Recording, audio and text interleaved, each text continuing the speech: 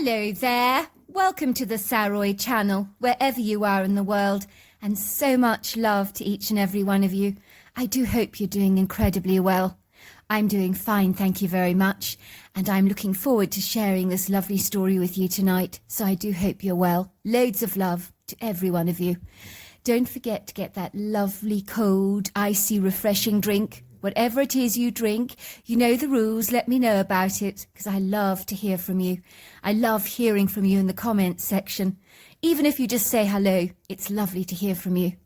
Before we get started, don't forget to subscribe to the channel. Click the notification bell and the thumbs up. And let's get started with tonight's story. Dear Sarah and all your lovely listeners, Ursula Cotton was a lovely lady, approaching the winter years of her life. She was in her early 80s, but a perfect picture of supreme vital health.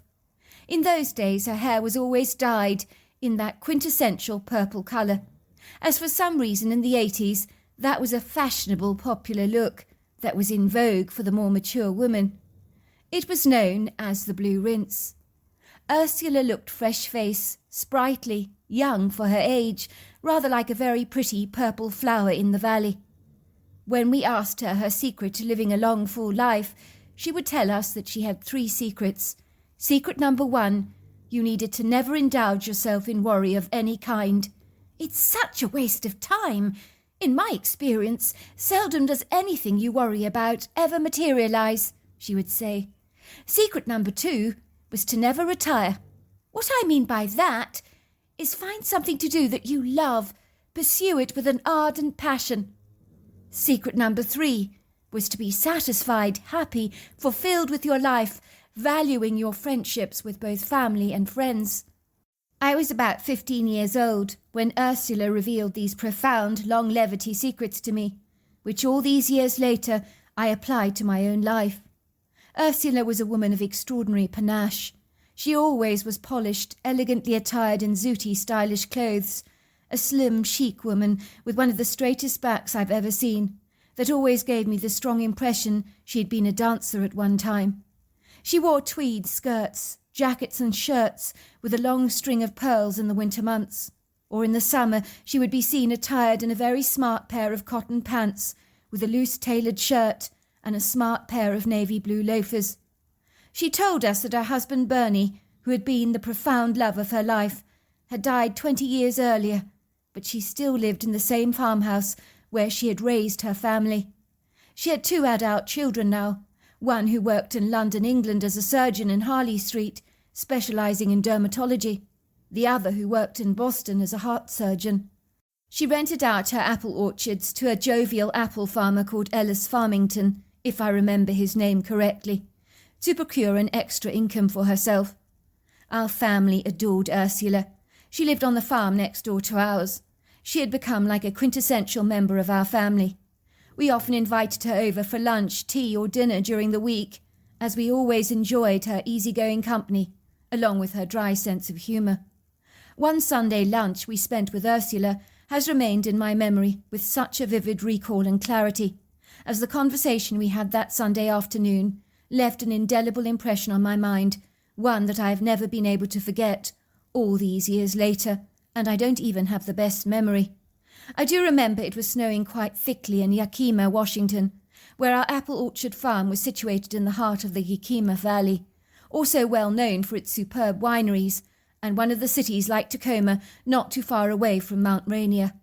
On this particular occasion it was early December, one of the coldest months of the year for us. We were welcoming the first snow of the season.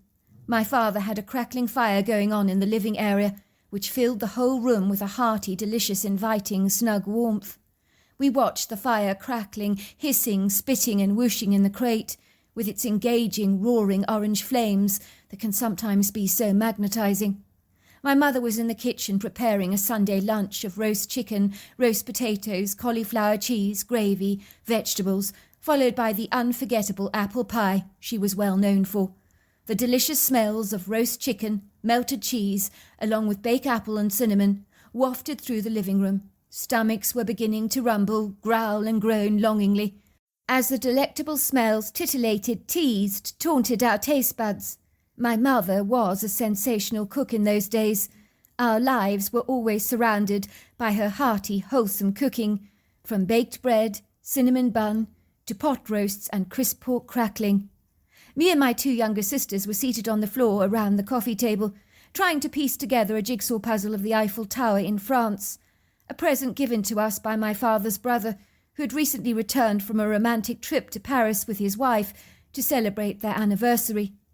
Ursula was sitting comfortably on the white leather couch, a picture of supreme elegance, as she daintily sipped a small glass of sherry, while she talked to my father, who was drinking a glass of cider, a product produced from our own farm that was growing in popularity. "Ooh, the fire is so lovely," sighed Ursula indulgently. "I do enjoy a good fire. The smell of that roast chicken is positively making my stomach growl." "That's the problem with being married to a domestic goddess," sighed my father. "Fiona is an incredible cook. Do you know, Ursula, when I married her, I was actually only 160 pounds, 6 foot tall. Can you believe it? I was actually thin in those days. I even battled to put on weight. It seems impossible to believe that now. I remember Fiona's father came up to me after our wedding. He said to me, 'Martin, enjoy the last few weeks of your life being skinny. You've married my daughter. I'm warning you that your days of being lean and lanky have come to an end officially.' He told me he'd gone up 4 pant sizes since his daughter began to cook for him." Father patted his belly affectionately, as if it was a lovable, cuddly poodle that had grown on him. He looked at Ursula with a mischievous, cheeky grin on his face. "Tell me, Ursula, how's a man supposed to diet, reduce his calories, with smells like that wafting around the house every day? It's downright impossible, let me tell you." "So Fiona's father was absolutely right. You piled on the weight once you married his daughter." "You bet. Before I knew it, my waistline expanded and expanded. I remember being astounded." "Well, you're a well-looked-after man." "If I may say so, Martin, you carry your weight remarkably well. You don't look overweight at all." "That's very nice of you to say, Ursula. But I don't look like I'm 160 pounds any more," grinned my father. "Maybe not, Martin, but you're an exceedingly handsome man, if I may say so. You can move in here permanently, Ursula. I need someone like you to boost my ego and morale." Ursula laughed, a light musical laugh, her arctic blue eyes glancing towards the windows, looking slightly concerned, while absorbing the somewhat hypnotic view of the snowflakes fluttering to the ground like white petals falling from heaven, bespeckling the trees along with the rolling verdant turf, in beguiling sprinklings of glistening white snow. It was terribly pretty. It rather reminded me of the clouds or dustings of white powdered sugar on mincemeat pies at Christmas. Everything was beginning to look so pretty, magical, fairy tale-like. I was anticipating there would soon be enough snow to go tobogganing, or to build a snowman in the backyard, which was something we did every year. The exquisite world outside the windows of our farmhouse was slowly and surely metamorphosizing before our eyes, being swathed in carpets of white. Everyone in the family was enveloped in layers of warm clothing, while enjoying the blissful, snug, cosy warmth of the open fire. Even our yellow Labrador Snuggles and our Jack Russell Bo Peep were lying on the carpet close to the fire, snoring loudly. Little Bo Peep was caught up in a fabulously engaging dream, where she was possibly chasing a rabbit, because she kept moving her legs up and down in her dreams, making a low woof sound in the back of her throat, while everybody watching her began to laugh. "She's having some delightful dream," laughed Ursula. "I think she's chasing rabbits." "I do love the snow. It's so pretty," she continued, as she glanced out of the window. "But when it gets heavy like this, I do so worry about the poor old man." At that, I looked up at Ursula in surprise. "I thought you said your husband died 20 years ago." Ursula smiled at me indulgently, as if my words had provoked some warm memories of treasured times spent with Bernie. "My husband did die about 20 years ago, Crystal. You're right there. I'm not talking about that old man. I'm talking about the wild man who lives in our wood grove. Oh, he's such a gentle giant. I've grown exceedingly fond of him over the years. He's like me, not getting any younger, I'm afraid." "What's a wild man?" I asked. "Well, he's like you or me, I suppose, but covered in hair, and very, very large. He used to have a scattering of black hair, but now it's going completely grey, bless him. I do worry about him a lot. His fine hair is not as thick as it used to be a couple of years ago. It seems to be thinning with his age, which predisposes him rather to the cold. I've seen him wearing animal skins in the winter. An added bonus is that he does know how to make a fire without matches. Last winter I insisted he sheltered down in our barn. I have a wood-burning stove in there, so it gets lovely and warm. I showed him how to operate it. He was mesmerised by the thing. He camped out there all winter with some of my blankets along with deerskins and lots of straw. He likes the softness of the hay under his skin. He was ever so grateful." "He knows how to make a fire without matches? How's that even possible?" "I've seen him do it. He rubs 2 pieces of wood together to make a fire. It's quite remarkable, really. In the winter I've often seen him standing by an open fire to keep himself warm. He burns all the broken pieces of wood lying around, cleans up the fallen debris in the woods." "Why can't you invite him over to lunch? We'd love to meet him. It would be cool if he could teach us his fire-making trick." "Heavens, no! I couldn't do that. The wild man is very evasive, painfully shy, private. He lives out in nature. Although, as I was saying, he did camp down in my barn last winter. Hopefully he'll do the same this year. He does tend to avoid human contact. I don't see him very much, but he looks out for me. He most certainly doesn't speak a word of English, but he communicates exceedingly well. Sometimes it's like I know exactly what he's saying. It's like an impression sort of develops in my mind. He kindly leaves me firewood in the winter, which he snaps up for me into little pieces with his hands. It's a huge help for me, bless his soul. Then he picks me berries in the summer for my jam making, or leaves me a leg of venison on my doorstep. Terribly kind of him. I tend to leave him a basket of goodies along with some blankets out there in the wood grove during the winter months. I like to help him. It's not easy for him when the weather turns. He's always so grateful, a real gentleman. He adores peanut butter. I don't know why he's so solitary, really. He doesn't appear to have any family members floating around. Maybe that's why he looks out for me. He sees me as a family member in a way. I can only think it's because his kind travel around a lot, migrate over long distance, rather like nomads. They possibly can't take him with them. I do worry about him on his own, but he seems perfectly contented, at peace. But this getting old malarkey, it's not easy on any of us, let me tell you." "Why does he have hair on his body?" my father asked Ursula. "Is it some kind of physical impediment?" "Oh, good grief, no. I don't know how to explain it, really, but he's very different to us. Human, but not quite human. I suppose it's an adaptation thing. I mean, if you have to live in the wild, you need all your hair to keep you warm, surely." "Does he have a name, this wild man?" I asked Ursula. "I just call him Washington. I think it suits him rather." "Lunch is ready," came my mother's voice. I so regret to say that it was the end of our conversation concerning the matter of the old man, which I was always rueful in hindsight. I wish I'd probed deeper, asked Ursula more questions about him. But it's amazing what a good diversion an excellent Sunday meal can have on you, especially one cooked by my mother. I'm thinking about flying over to London next week to stay with my son in England, Ursula told us. He's invited me to spend Christmas this year with the family.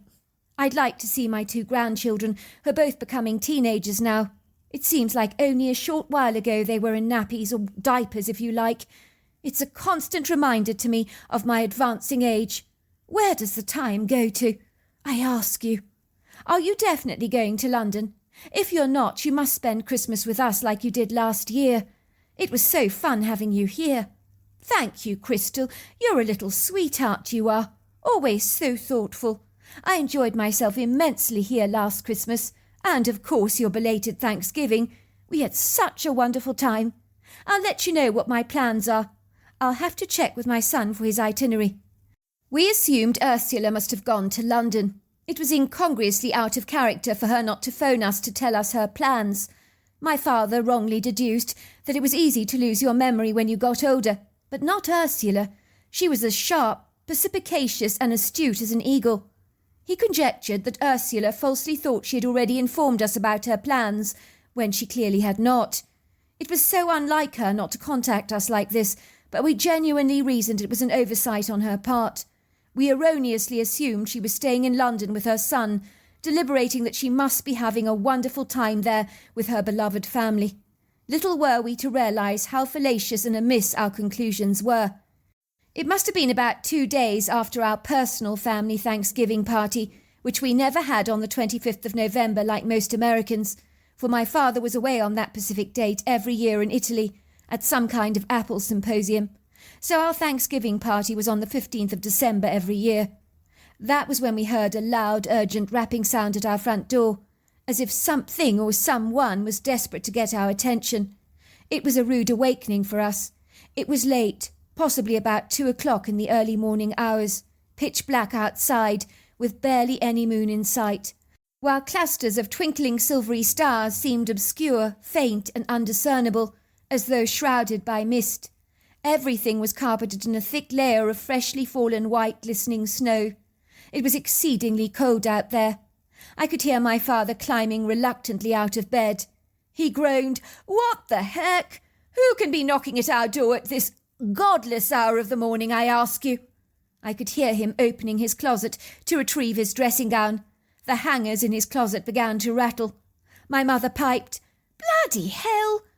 What inconsiderate moron is waking us up at this crazy hour? It's 2:15, for goodness sake." I could hear my father's heavy footfall swiftly darting down the sweeping wooden staircase, along with the ominous sound of the door chain rattling, while the key turned in the lock. I could hear the door creaking slowly open. "Hello," I heard my father say. "Hello? Hello? Is anybody out there?" My bedroom windows from the front of the farmhouse overlooked the front door on the upper floor, so I quickly dragged myself out of my warm bed, my curiosity now aroused like a guard dog alerted to a sense that something was grievously wrong. It was like the hairs on the back of my neck were standing on end, like a dog's ears standing up in attention.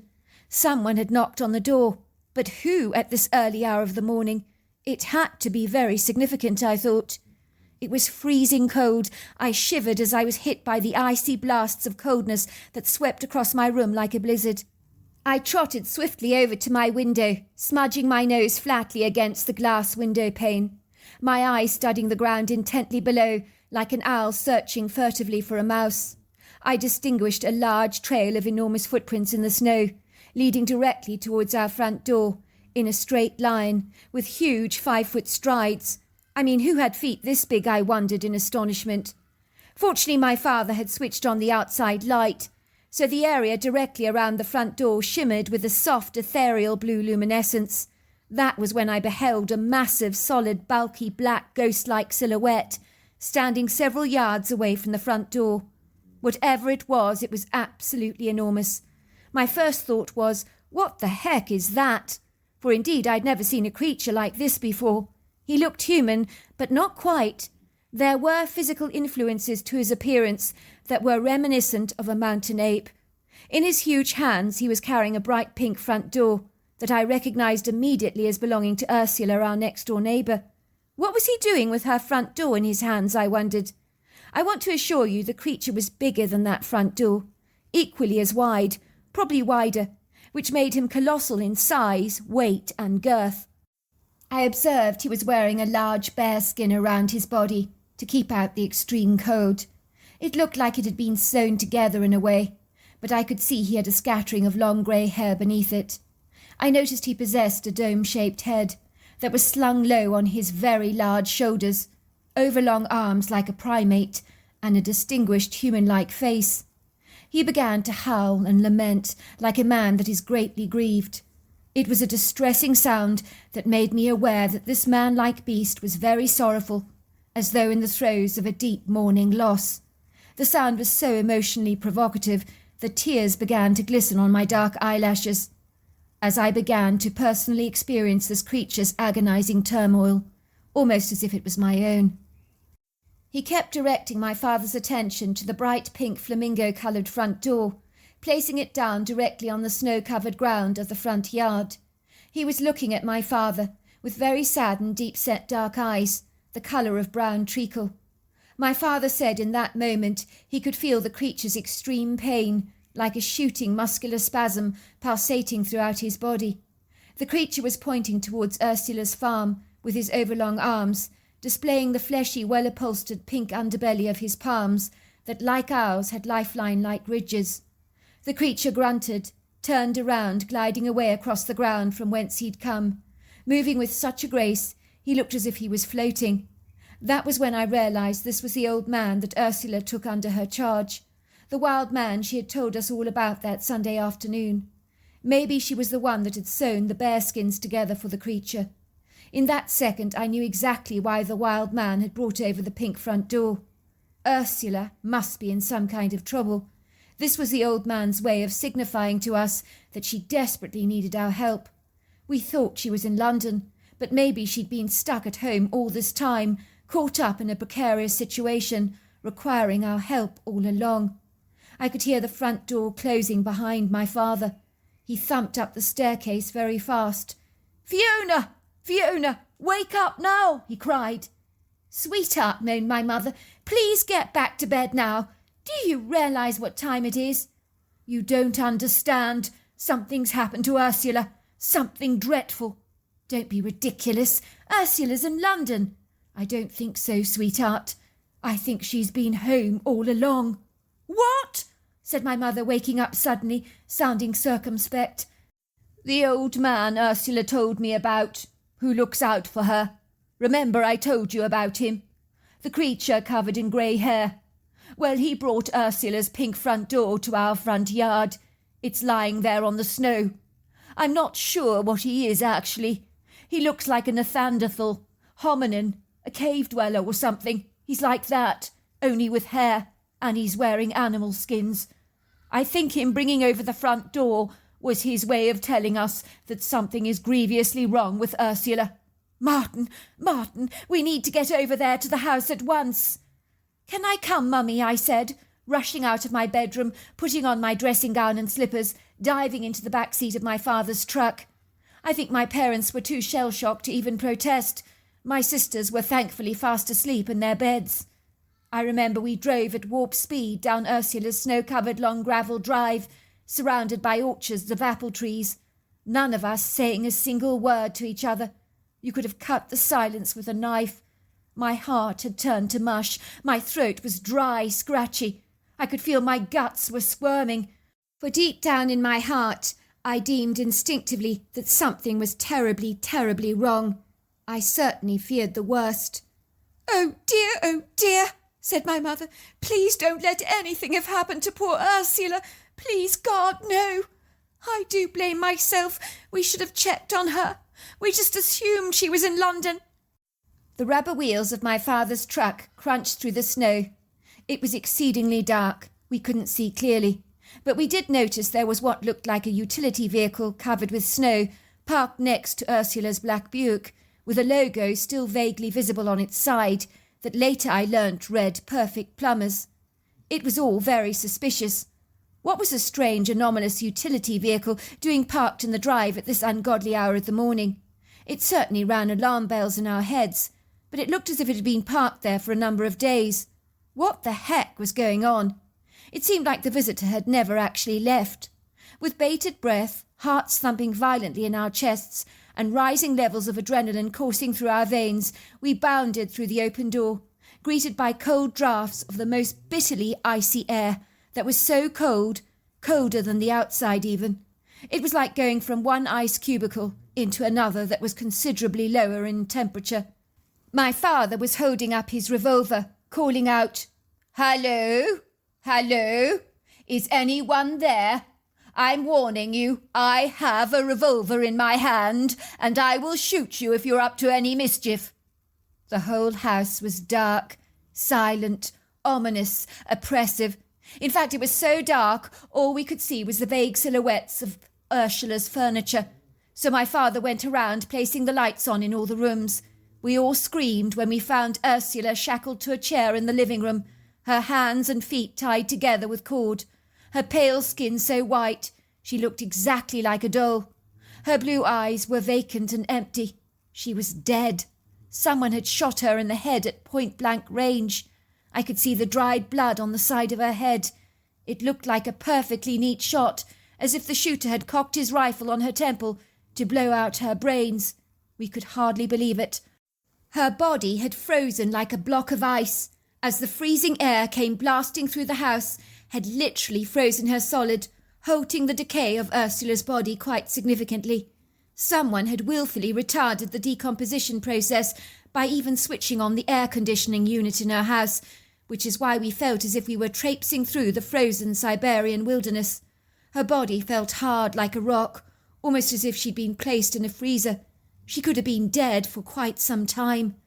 I rushed outside to the bushes to get violently sick. My mother was sobbing, "Oh, I can't believe this has happened.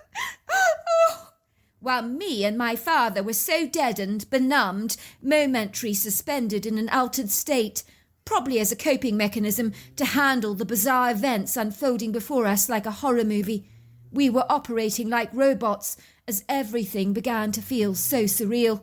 I walked back to Ursula's house in a different direction, passing the right-hand side of the plumber's van, which we hadn't yet investigated or even searched.